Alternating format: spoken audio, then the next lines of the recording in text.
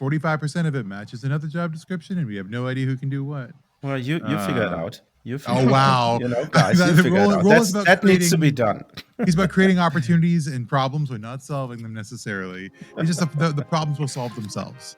That's what we say. Right? I guess my next role will be in HR then. Oh wow! Some shade from Roland.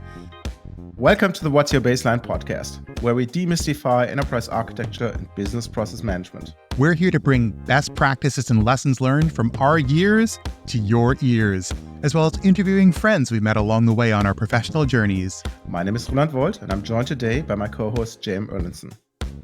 Hey, JM, how are you doing today? I am doing pretty darn good. It is nice and crispy and cold outside here in Toronto, Canada, and I'm loving the winter season. It's funny, folks complain about how they don't like the cold, and I get that. I'm a more hot-blooded person normally, but there's something just so beautiful when it's cool, when it's crispy. When you walk outside, you can see your breath. I'm loving this. How are you feeling, my friend? Well, don't want to talk about this year, but I had a not so good weekend. But we still also have snow, and I don't like it. Just like I said in a couple of minutes ago in our prep call, I hope it's April soon, so that the winter is over. So we will see how that all goes.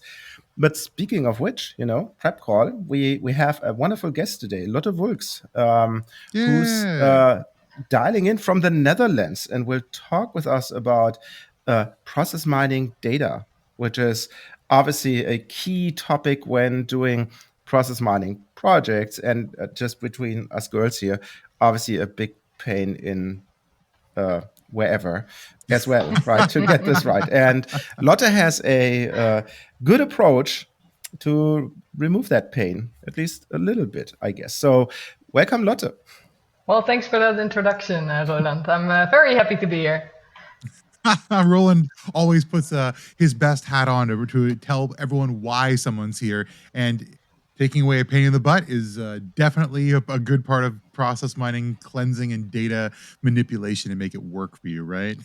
Yeah, I'd say so, indeed. Well, it sounds like you have a really interesting story to tell, but let's start by telling your story of you. So introduce yourself, Lotte. Tell us and our guests a little bit more about yourself and what you've done. Yeah, absolutely. All right, so I'm Lotte. Indeed, I'm from the Netherlands, living in Eindhoven.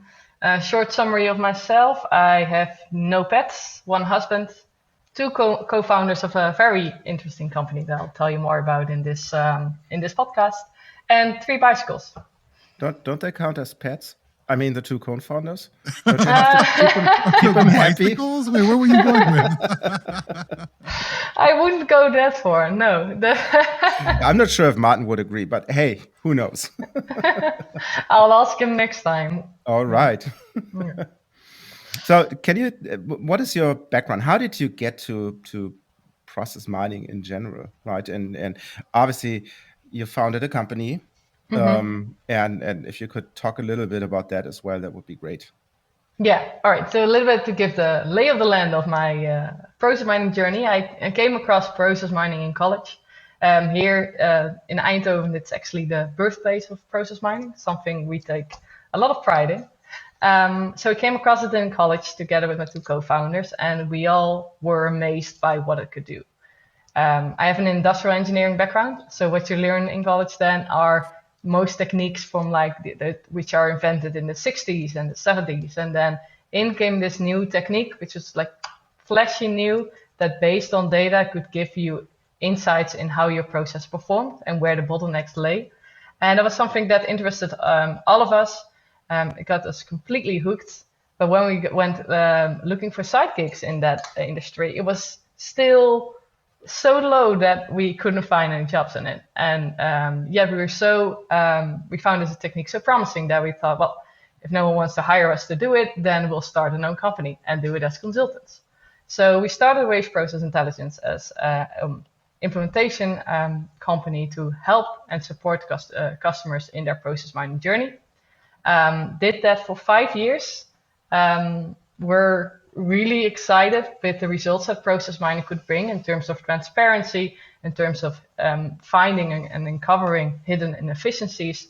But along the way, we found out also that process mining itself can be very inefficient. And that's because the data preparation is, as Roland says, is a pain in the butt.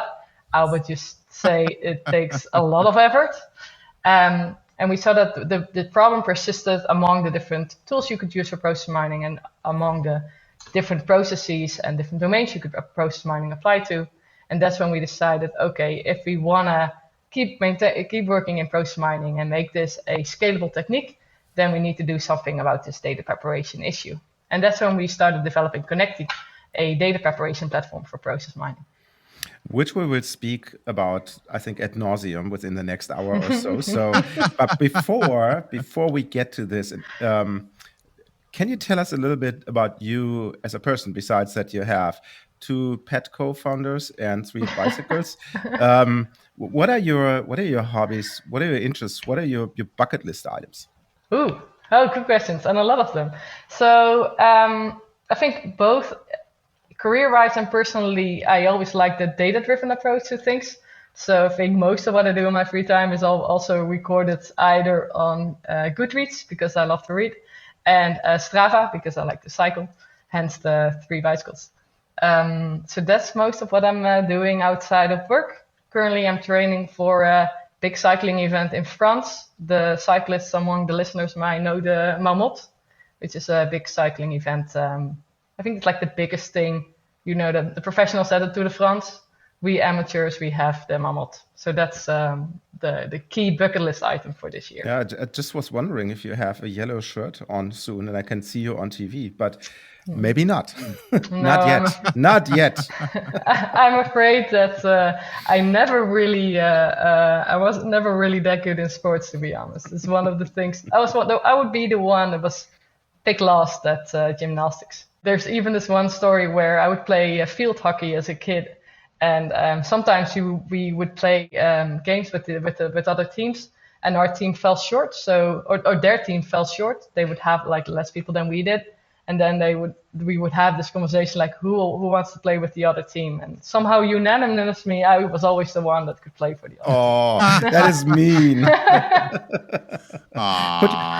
Could you keep the jersey at least so that you can hang it in your office or wherever?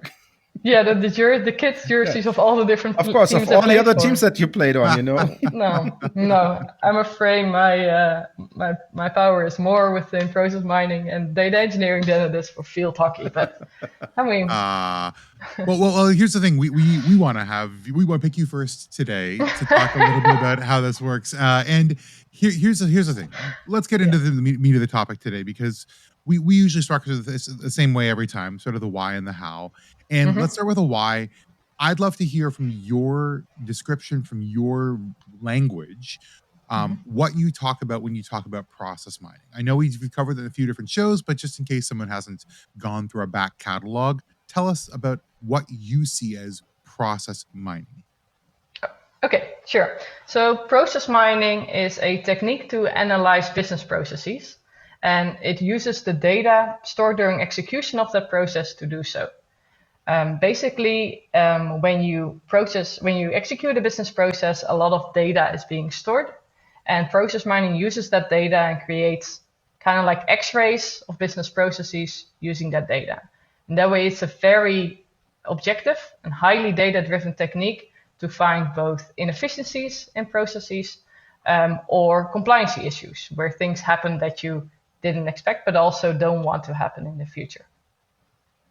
Would that sum up a good? That's pretty darn good. And so with that in mind, you mentioned earlier that a big issue with process mining and sort of the why you do things with Konekti and why you focus on the data side is that the data is your bottleneck in process mining analysis.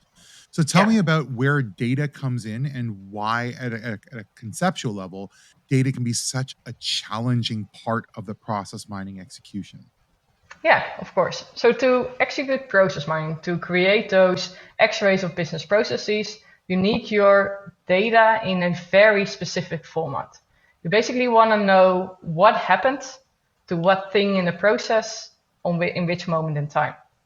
And to get that data in that format, that is a lot of work. So usually they say getting the data in the right format takes you 80% of your project's time, and then you have 20 minutes to 20% to do the actual analysis.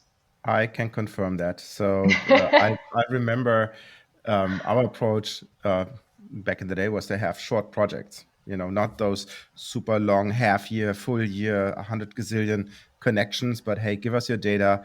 We do a quick 4 or 5 week turnaround and see what we have, and then build up momentum with Yeah. those bigger projects. And I remember one with a bank here, and typically I said, okay, in that approach, we do 2 iterations on the data model. And it was like 12 or 13. The data model that I built, I christened it the beast. And then when I said to my colleagues, hey, can you do that change? They said, no, I will not touch this. That is yours. I said, okay. Yeah, I'm laughing now, but it's really familiar. I know exactly exactly how that is. And to put that maybe a little bit more in a more abstract context, it's I think it was a phrase that I stole and I'll use a lot from your podcast. The analogy of doing things backstage and on stage. So the cool stuff on process mining, the flashy visuals, the deep diving on those cool pictures, that's the thing you do on stage. But in order to do that, there's just a lot of preparation necessary, the backstage stuff. And what we do at Konekti, speed up the backstage stuff so you can spend more time on stage. So when you do this, and again, I've been there, what are the challenges that you see when a process mining project says, okay, I want to have a look at that process? What do you typically do? And maybe what have you done in the past without Konekti, the standard way of doing it versus then obviously the better way, right, that you propose? Yeah, okay. So I think the backstage part of process mining, you can put that into 2 phases. You have data exploration, and then you have the data transformation. And afterwards, you can go on stage. And what you already say, Roland, is that it's usually not such a very structured thing. Usually you go back and forth. It's a bit agile, right? You have to do multiple loops, be it 2 or more likely 12 or 13. So yes. So to start off with that first thing, which is the data exploration, you need to basically find the data or the tables that contain your process data, because the format that you have in the end is like one core table, but the data that you need for that is scattered over dozens of tables, and you need to explore where that data resides and how it's all connected to each other, how to connect that little bits and pieces of information into one log. So that's this balance between what you're looking for, actually one event table of what happened on which moment to what, and how it's actually stored. What you do there is mainly talking to people. That was always my first thing. Talking to people in the process and letting them guide you through their user interface to just get a first assessment of what they can see in their system, so you know what's already there. And then there are specific tricks to get that data out faster from a backend system, but it all starts with exploring with the users which data is there, and then finding out which databases you'll need to attack. And then the fun stuff comes in, and that's just going through the main tables and the main documentation to find those data points. Yeah, and it's also interesting because coming from a process company, you always say, oh, yeah, of course, you have everything mapped out. There's your BPMN processing and whatnot, and then people look at you and you get this stare like, what are you talking about, And then you go and say, oh, okay, I think we need a core understanding of a process on a napkin level, and you literally take a piece of paper and draw boxes or create a list, and then you start, oh, where's your IT guy? And do we have something stored? And they say, yeah, in those 3 systems. Oh, great. How do we get it? And all that wonderful stuff. Yeah, exactly. And that's actually also the phase where you want to get like the rudimentary things out of the way. For example, once we did a logistical process and we wanted to use the scanner data. If you've ever been into a warehouse, you always see people running around with scanners that scan boxes and locations to put them there. And it's actually tremendously valuable to mine that process using that scanner data. But talking with the IT guy, said, oh, well, we don't store the logging. We have to check this box, and from this moment on, we will store it, but currently we're not. So that's what you want to do in the exploration as well. Just make sure, is it stored somewhere, and if so, where? Yeah, I think that one of the things I get as from a lot of my clients is a claim that they don't have data. When I talk to them about process mining, they're like, yeah, oh, it'd be great if we could do that, but we just don't have that information. And almost exclusively in my experience, I've seen that the problem is never the existence of the data, it's the Mm-hmm. availability of the data. That data is locked down and difficult to access, sources. So for instance, databases or backend systems that don't want to export or make that data available through something like an API, or it's Mm-hmm. locked down by policy. So they've got internal political or security issues that make it so the data is hard for them to get, or it's locked down by simple lack of knowledge. As in, I don't know where it is, so I can't give it to you. It's not available. But it sounds like one of the things you're doing is you're doing the exploration and the discovery of the data for discovery. It's kind of a meta process level, which I feel like a lot of organizations fail to do, and they simply go with what they know, which in some cases is a best guess on the full source, but they miss a bunch of pieces. How much do you by your own design of systems end up sort of getting people, like encouraging them to discover their own information that they've actually paid handsomely to store somewhere? Yeah, that's a good take on things. We actually haven't focused on that much. I mean, you always need to, indeed, people say, we don't have that data, which I usually interpret as, I don't know the guy that's responsible for that database. Because usually when you find a guy, it's always a guy, by the way, somehow. But you can get it once you get access to that database. You can see that there's a lot there that you can analyze. Sure, not everything is locked. You always see some things that are not, but surely there's plenty to start your process mining analysis from. And then where Konekti does come in is once you found a guy, and hopefully in the future also women, you can indeed explore those tables a lot faster. Because what you see, you need dozens of tables, which sounds like a lot, but a ERP system can easily contain multiple hundreds of thousands of tables. So finding the right tables quickly is an important task, I'd say. Well, good that SAP is documented well on the internet, and you can Google where are my purchase orders and all that type of stuff. But I agree, it's not easy, right? One thing that I noticed is you also typically have a non-coordinated approach to data storage. So defining where does it come from, where does it originate, where does the data get transformed or moved in a system is obviously important. And then you have to find it. And in between, the format of the data itself, the columns in the tables, they obviously change as well. Is that something that you see also as a problem in that phase? So you mean that the process change or that tables change over time? Oh, the tables. Yeah, we're talking data in this episode here. The process Yeah. is painful enough, but we're talking data here. I'd say most of it stays stable as long as you still stay within one system. You usually don't see very big changes of the datetime column that you need for the delivery or something. That's pretty stable. You do see once you want to start using a different module, or once you start migrating to another version of that system, that a lot of changes do happen. And people say always that their systems are pretty stable, but you do see that there's always a roadmap to change your IT system. So it's never done, the data preparation, unfortunately.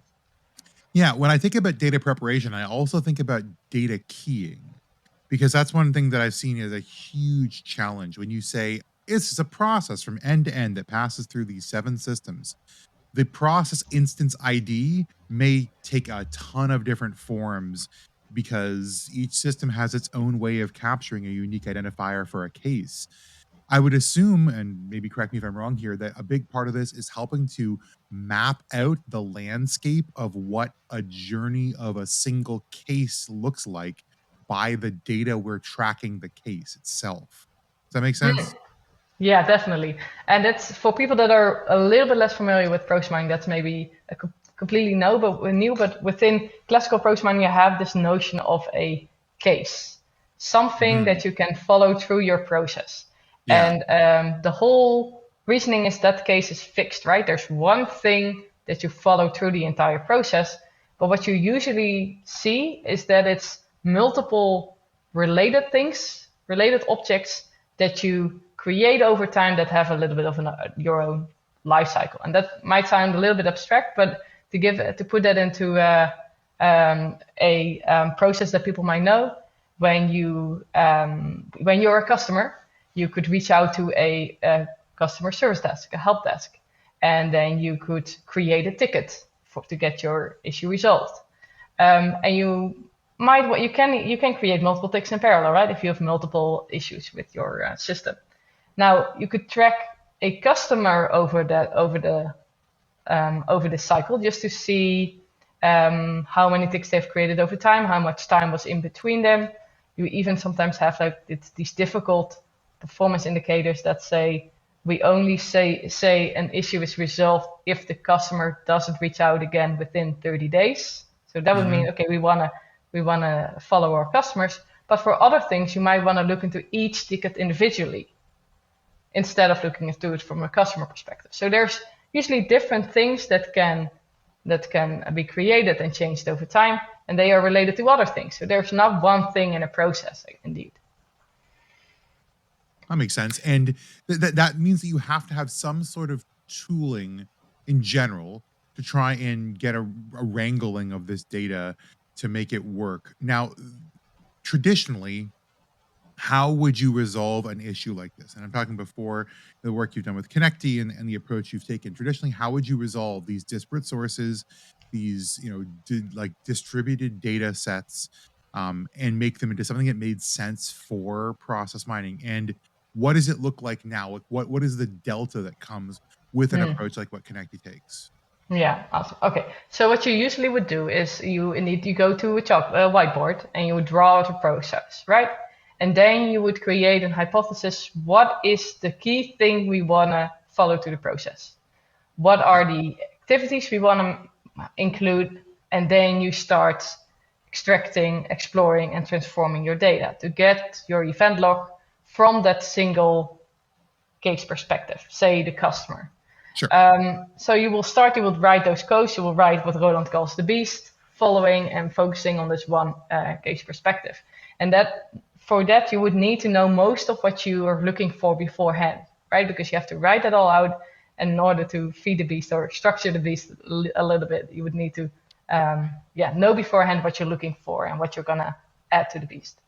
What we do in Konekti is let's say, okay, let's in the exploration phase just annotate and click and collect the data that's relevant.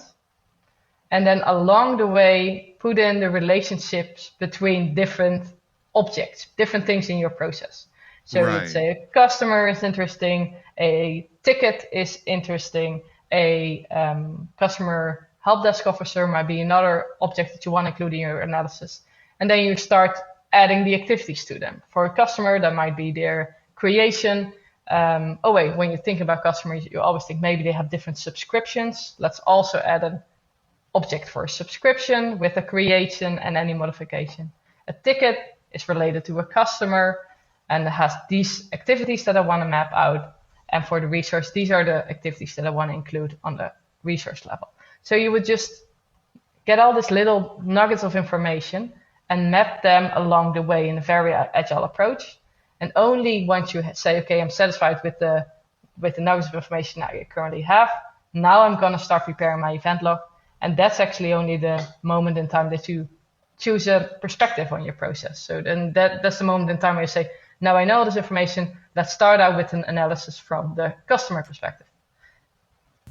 Yeah, and I think this is I like to reiterate it, and I have to admit I've seen a demo of Konekti, so I have some visuals in the back of my mind. But when you look at the traditional way, what I see in process mining tools is people are forced to write code. Yeah. Mm-hmm. Right. So it's all, no matter how they call it, process query language or whatever, SQL-ish, whatever.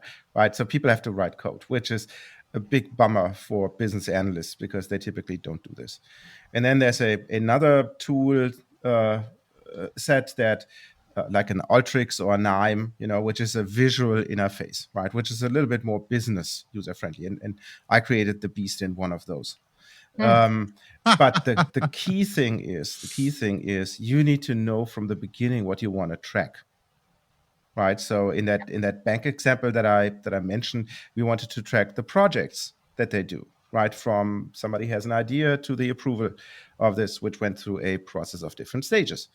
But it was always the projects. I think the difference, what you do with Konekti, if I have understood it correctly, is Mm-hmm. you don't predict this. You take the like you said, the individual nuggets of information and create relationships, but you don't predict that. You want to have a look at projects or at org units or at whatever you want to look at. Is that a fair statement for a Yeah, qualitative difference between the approach that you take and traditional approaches take? yeah, it has the opportunity because setting it up the way we do with Konekti means um, you're very flexible in choosing their perspective, right? You can look into projects or work units or both, then just create two different event logs. It's just a few clicks. But the main reason we built it actually is because we were so focused on how can we do it faster. And if you're looking into the Mm. SQL code or in the Alteryx graphs that you create now, it's for every table that you find interesting, you have to trace it back to the main case table. Yeah, And but not everything is directly related to it, but usually it takes multiple jumps over different tables to get to the back to the case table.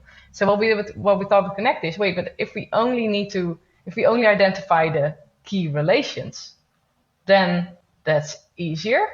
But it also saves us clicks, right? It's all about how can we make this efficient.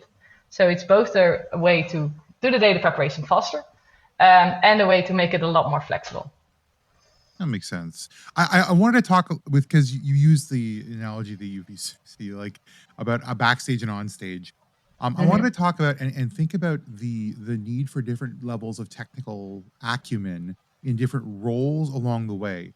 When I think about this backstage and on stage, and I think this is a really good example, um, actors on stage, which I think about as sort of the process mining communicators, our business users, our community, really don't need to know how the fly system works for changing sets, and they don't need to know how the talkback clear comm works between the lighting designer and the onstage person calling cues or backstage person calling cues. They don't need to know all those components. Those people do, and those people also don't need to know how to act. And the Mm-hmm. question is, how much technical acumen are you trying to sort of automate out or platform out so that your business users can get closer access to the data? Or how much do you philosophically believe that you should have this intermediary of a stage manager or the people who wear all black, as we call them in the theater, to be able to facilitate this conversation between the audience and your actors, and that their role is important because they take away the technical requirements on your actors so they can be better as actors as or in Mm. our case process communicators. It's just a philosophical question whether or not you should Yeah. make your platform more business user friendly or quite the Mm-hmm. opposite, make it more powerful but make it easier for business users to contribute to it. Okay. Okay. I think. All right. So how do I give it? I love this analogy because it makes me think on this topic on a different way. But I wouldn't say a backstage manager is completely obsolete because that will never be the case. There are just things happening in those databases that are so complex or so rare that you can't, as a business user, you can't get your grip on that. You always need a data engineer for the highly specialized cases. But to keep in that analogy of performers and actors, what's currently happening a lot is that you have backstage people and onstage people, and they don't talk to each other at all. So what happens? So you have people that do all the backstage work, and you have people that do the Yeah. onstage work. And what happens is onstage people just say, "This is the data that I need," and backstage people think, "Okay, I'll go and check." But the communication is not that great. What actually happens, in fact, is that people on stage don't know what happens in the backstage or what they can ask from backstage people, right? Because sometimes they have to ask which data they want, but they don't know it yet. They need to explore it a little bit. And right now, the Mhm. data preparation is one big black box, and also in the data preparation, a lot of key decisions are made. So it matters which dates you include and which you don't, and it matters which specific. Sometimes there are multiple timestamp codes saying almost the same thing, but not exactly. And now all those choices are made by someone that doesn't do the analysis. So with Konekti, it's not our goal to completely get rid of data engineers, because they are always necessary for the actual hard work, but it is to let the data engineers excel in what they do best, which is those more for them the more academically stimulating tasks of the difficult data preparation, and for the business analysts to keep in the loop and find the data that they can actually find. Yeah, and I definitely, when we come back, and it's about time for our break, because at least my brain is starting to melt. When we come back, we definitely will talk again about what are the advantages of a more agile approach. But until then, obviously, dear listeners, I'd be curious to learn, what are your experience in creating a beast, the data model for your process mining efforts. How often did you have to change that data model in your projects? And how often did you have to restart your analysis because you shifted the focus? We leave you alone for a couple of seconds with obviously the wonderful music that our friend Jeremy provides to our show. And we will meet again in our second segment.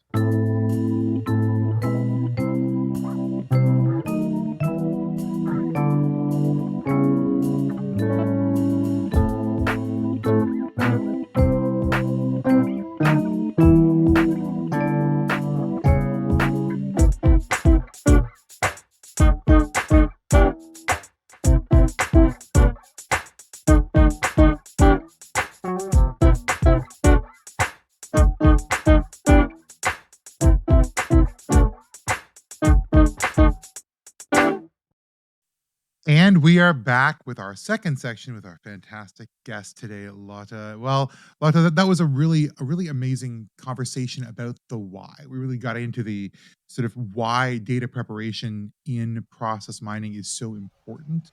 But one of the things we wanted to talk about in the second section, we usually speak about more of the how. Let's talk about how do we achieve efficiency in data preparation. You talked about one of your goals is faster data preparation, and that absolutely, I can see how that hooks up from, we have a problem, we want to address this problem. How do we more quickly get to a point where we can actually get a data set? This is, I call it, creating a set of generally available information upon which you can build insight. How do we get there faster, and why is that so important for organizations who are looking to make changes with data as a driver? All right. So to start with the second part of the question, right? To why?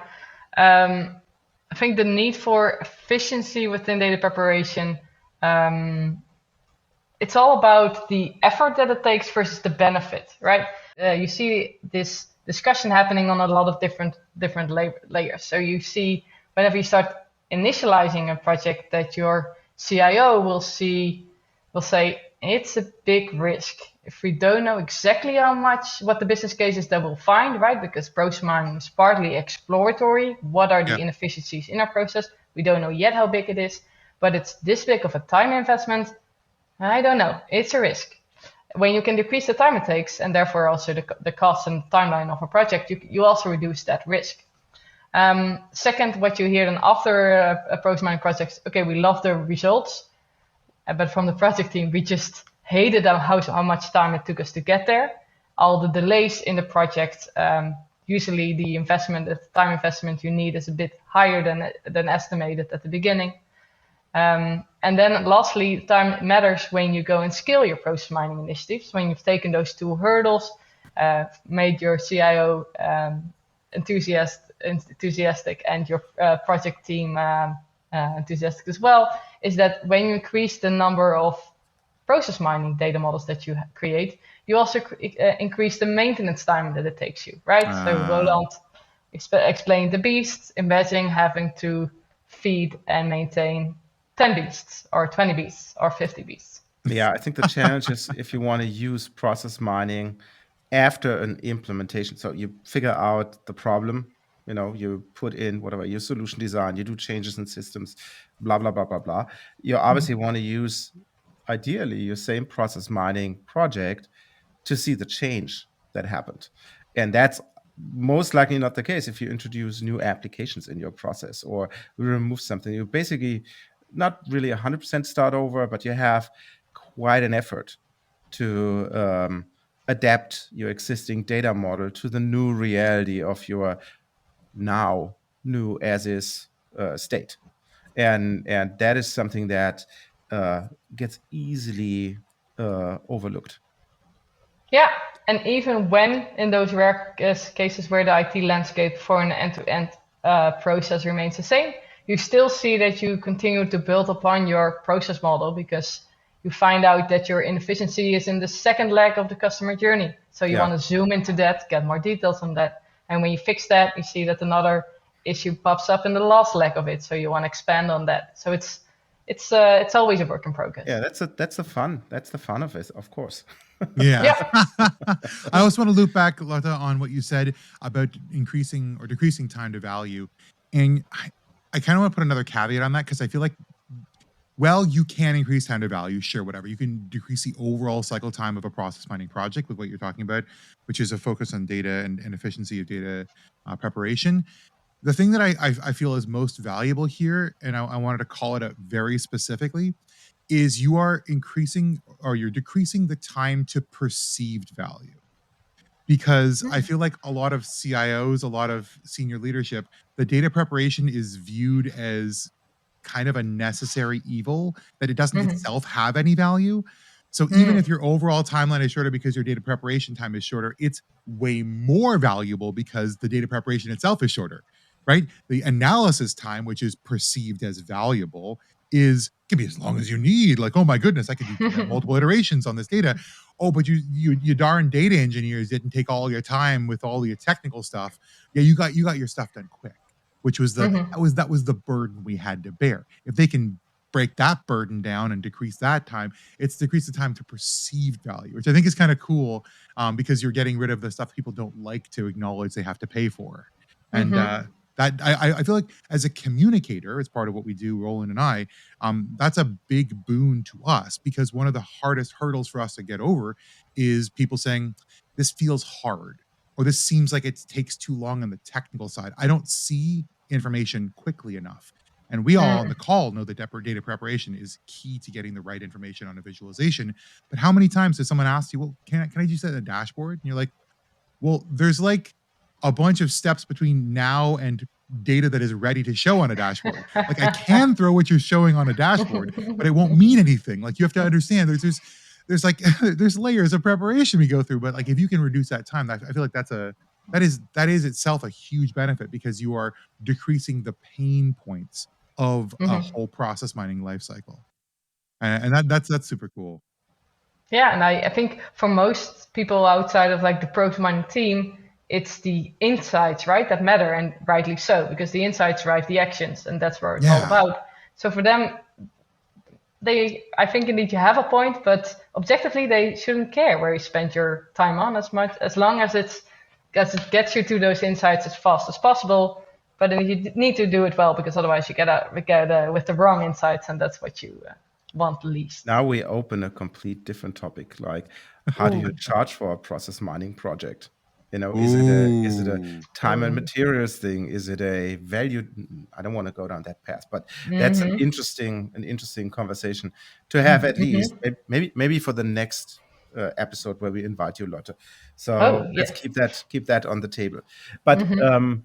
I think we established pretty well that there is a efficiency issue Mm-hmm. with creating the Yeah. data, right? So for all of those listeners who haven't noticed that by now, minute 40 something, that's great. So we also know that the data preparation phase can be a problem for multiple reasons that we spoke Mm-hmm. about. But the question that I have now, Lotte, is how do you fix this? Okay, so the short and easy answer, of course, as one of the founders behind Konekti, is to use Konekti in this phase. But let's maybe first go Ooh. to first go into like some main things that you can do right away if you want to start with a process mining initiative or project and say, okay, how can I make sure that the data preparation goes as fast as possible? I think earlier we talked about this balance between how the data is stored, and how you want your data to be, right? So your data is scattered over different tables, and it's hard to know where to start. So to get a starting point, I think it's important to, first of all, map out your main process steps, right? And then translate these steps or process milestones into, let's just call it like the language of the system, right? So if then you would ask people in the process, okay, but which document in the system would contain this milestone? Could you maybe just open it up and show me an example of it? And this seems sometimes maybe non-significant, but in other instances, it's harder than you think. I think Jam and I previously talked about the difference between when you do something on a header level or on a line level.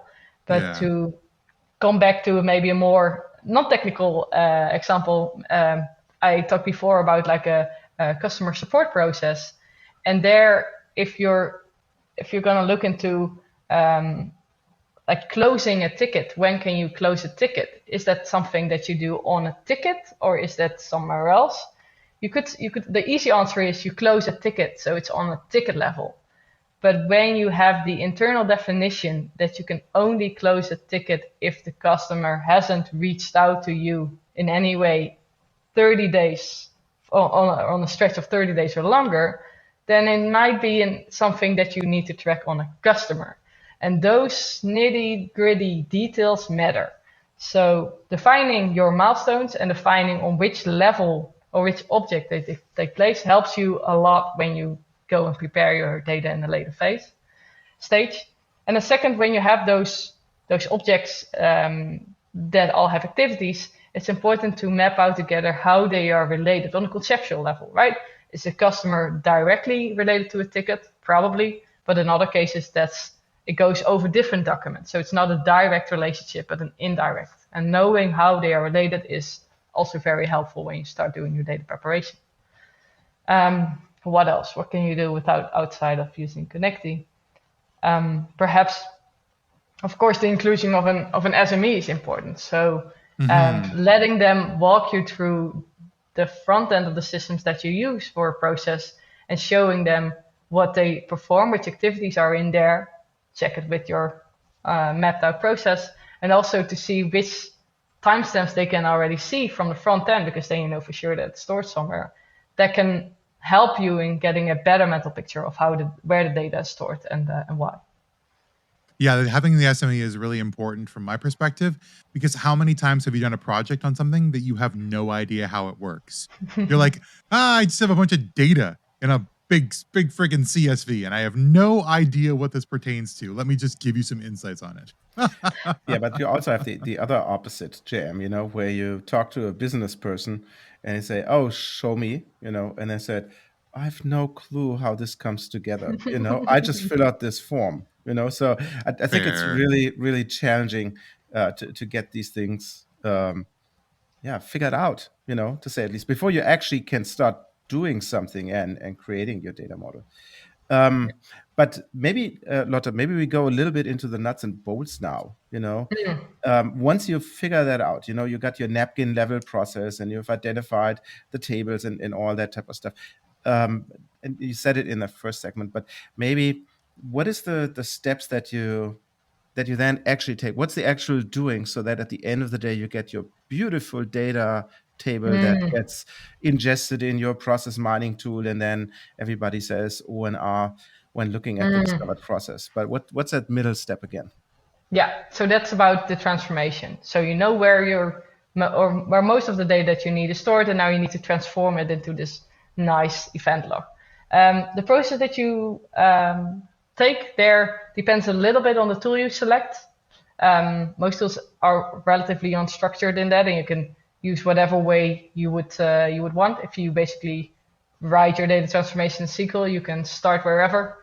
But if you do that, I'd still recommend you take a specific structure to it. So to use CTEs and give every object and every activity a separate CTE, and that might help.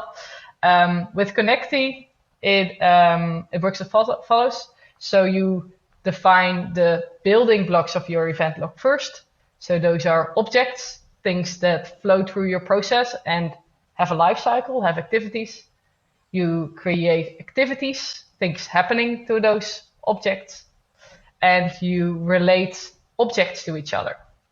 And those are 3 steps in the data transformation that you need to complete before you can build your first event log. And in building your event log, what you do then is select your case perspective, select the nuggets of information you created before you want to include, validate your event log, and then start using it in your process mining tool. That's cool. You said the words or the letters CTE. So what do you mean by CTE? Here you challenge me a bit on my SQL knowledge. It's a common table expression. It's a way to go from 4,000 lines of code to 4,000 more structured lines of code. Yeah, we try to define all the acronyms because people, I'm sure, are going to look it up afterwards, but it makes it a little bit easier. So I wanted to talk a little bit more about, though, one of the things that comes up a lot in my process mining projects, which is data quality. So how are you installing in this process? And let's not just talk technical, let's also talk philosophically. How do you install and where do you install data quality checks, and what kinds of mechanisms do you use to ensure data quality? Do you truncate data sets? Do you choose to go back and fetch more information? So you do an iterative gathering process. Like where do you ensure that the last set of information before the data analysis goes into play is as correct and complete as possible? I love that you open up the topic of data quality, because when we started with Konekti, our first gut feeling said that we should focus on data quality rather than speed of the data transformation. In the end, we chose to go for the speed of things because that's what makes the biggest impact on the bottom line. But I love to talk about data quality. So there are a lot of different things to consider when you start preparing your data for process mining, because there are some data quality issues that are especially pertinent to process mining. You have to realize when you start process mining that you're looking at data that's usually not, that is so granular that it hasn't been used a lot in other types of analysis. Right. It's usually the logging data that you're using, and there's just not a lot of analysis being done on that. So there's still a lot of uncovered territory also when it comes to data quality issues. We took a pretty simple approach, I'd say, to data quality, and that's to look into like the issues that we saw arise most often. One of the things we tended to make a lot of mistakes of in the past was on these relationships between objects and activities and between objects. So for example, if you have a customer and a ticket, then you expect a one-to-many relationship. That one customer can create multiple tickets, but that one ticket can only be related to a single customer. And again, it sounds like a technical detail, but what you see is when you don't select the right way to relate these two, then you get this explosion of things happening and you don't really know where that comes from. So for us, like quick validations of whether the relations are set correct is one of the key things that we implemented first, because it's such an easy thing to do wrong. Right. Second is timestamp formats. So there exists a unified timestamp format, but it's not used in systems. So you see so many different timestamp formats. And then I haven't even talked about time zones. I had one project where I thought, okay, time zoning won't be an issue because this is a process that just happens on one place. But then when you go look into the data, you saw that different systems were used, and the servers of those systems were on 2 different places with 2 different time zones. So timestamp harmonization is another big possible data quality issue. So just to make it clear, the duration of that step was then negative. Yeah. Right? Because the trigger was in Europe and the timestamp was in the US, for example, with a couple of hours difference. Yeah, wonderful. Yeah. You see the same thing happening when one thing has only a date and the other does have a date and a time, right? And the one with the date will get time 0, so will always happen before the activity, whereas you might expect it to happen after the activities. There's a lot of those things that can go wrong. So what do we do about that? Because obviously, I've also had my durations show up as negative in my dashboard and be like, something's Hmm. wrong with my data. So how do you address the challenge? Because you're identifying where the challenges might be, but what's the Hmm. how on this? Yeah. So for relations, that's clear because that's just checking them within Konekti. You can just run a sample and then see what the relationship is. Right. For timestamps, what you would use then is you create your event log and you look at a few samples, and then you try and quickly validate. Okay, are these activities in the order that I expect? Most often there are some things are switched a little bit, and then you look into them and see, oh wait, they do have the same timestamp. I just need to change the sort order column for these things, and then you can easily swap them around. And then when you see, and just check a dozen of different traces, and you usually find those timestamp issues very fast, or you find those timestamp harmonization issue, and then you fix that in your event store. That's the whole way why we set it up with those building blocks and being able to do this very flexible and very agile, so that with a few samples you can already uncover most of these issues. Yeah. For me, a lot of it sounds like you've got a lot of like the technical enablement that helps to accelerate the identification of where the issues are. But Roland, remember you and I worked on a project a couple years ago where we had to create a dashboard, and after the first iteration of the dashboard, with all like we did extensive client discovery, we had a lot of conversations with this big financial institution Roland and I were working with, and we came back with a bunch of their KPIs around different intervals as negative, like as a Mhm. negative time. And we went back to them. We're like, I think our data preparation is perfect. Like, I think we're pretty much like we spent a ton of time doing this. I think it's right. And your intervals are showing negative. And then they came back to us and said, well, what we didn't tell you is that sometimes it happens in the opposite order. So what you're detecting, or it happens in a specific place, like, or this is not a relevant statistic for like this subset of cases, and like there's a whole bunch more information. We're like, why did we go down the whole data prep route? And at no point in time did you have this conversation with us. And once we presented the final readouts, you finally told us the first step we should have found out again, but with the real information on it. Yeah, but that is a learning experience, you know. That was also a first project, you know, and I don't know, well, it's a couple of years ago. I don't know, Lotte, what your experiences are today. Um, in my experience, process mining is still pretty new for a lot of people. So it's still not quote unquote mainstream and everybody knows how it works and what needs to be done.